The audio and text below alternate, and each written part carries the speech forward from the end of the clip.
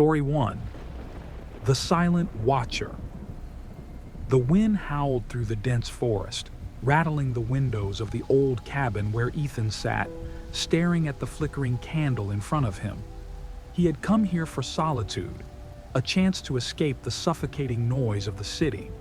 But the silence that greeted him was unnatural, too heavy, too expectant. The first night had been uneventful save for the occasional creaks of the wooden floorboards. But as the second night fell, Ethan began to notice something disturbing.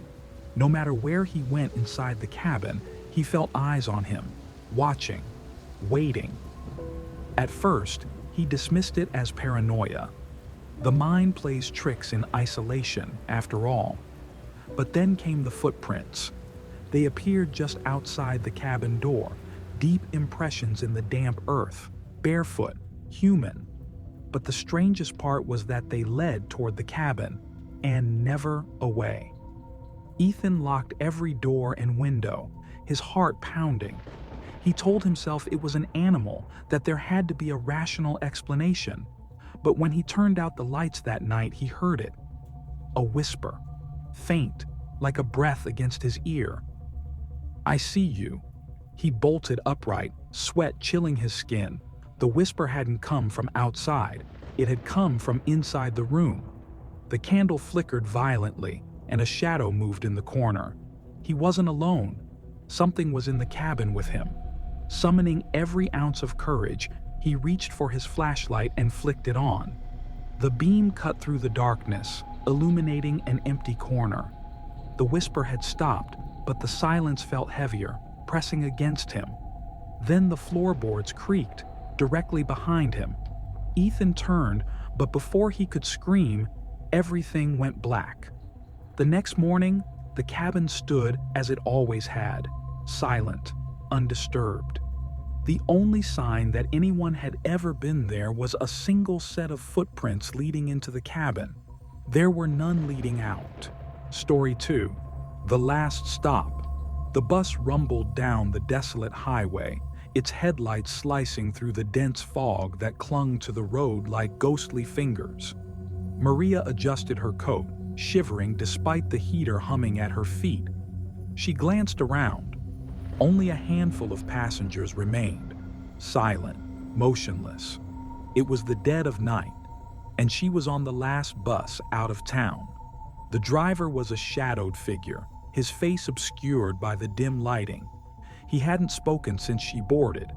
The only sounds were the occasional cough from an elderly man near the back and the rhythmic hum of tires against asphalt. Then she saw it. A shape, pale and unmoving, standing at the side of the road. It was a woman in a tattered dress, her long dark hair tangled and wet, as if she had walked through a storm.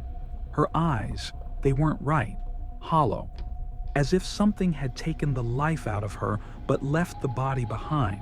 The bus didn't stop. It couldn't stop. Maria was sure of that. Yet as they passed the figure, a shiver ran down her spine. She turned her head slowly, dreading what she might see. The woman was inside the bus. Maria's breath hitched. No one else reacted. The elderly man didn't move. The driver didn't flinch. The other passengers sat stiff and silent, their heads lowered. She wanted to scream, to demand an answer, but the bus lurched and the lights flickered. Darkness swallowed the interior for just a moment. When the lights returned, the woman was gone. But Maria felt her.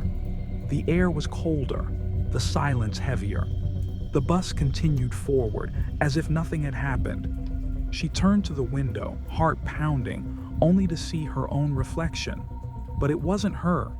The face in the glass was twisted in a silent scream, eyes bulging, lips moving soundlessly. Then she heard it, a whisper in her ear, cold as death. "You were never supposed to leave." The bus jolted violently. Maria blinked, and suddenly, she wasn't on the bus anymore. She was standing at the side of the road, just as the ghostly woman had been. The bus was speeding away, leaving her behind in the endless fog.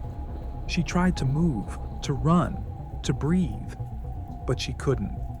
Her reflection in the window of the departing bus stared back at her, and this time, it was smiling. Story 3. The Forgotten Village. The road stretched endlessly before Daniel, winding through dense, whispering trees that seemed to lean toward his car like silent observers. The GPS had long since lost signal, and his phone was nothing more than a glowing rectangle of uselessness.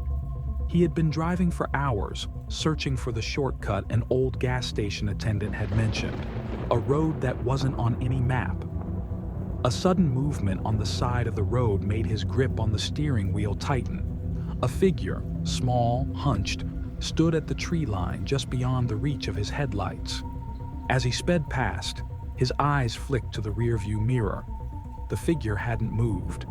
A chill slithered down his spine. He focused back on the road, heart pounding. Then, without warning, a massive wooden sign loomed out of the darkness, its weathered paint barely legible. Welcome to Raven Hollow. Daniel had never heard of it.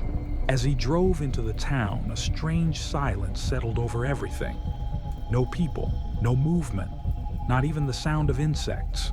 The buildings were old, crumbling relics of another time, their windows shattered or boarded up, yet every streetlight was on, casting long, eerie shadows. He should have turned around. Every nerve in his body screamed at him to leave. But then he saw her.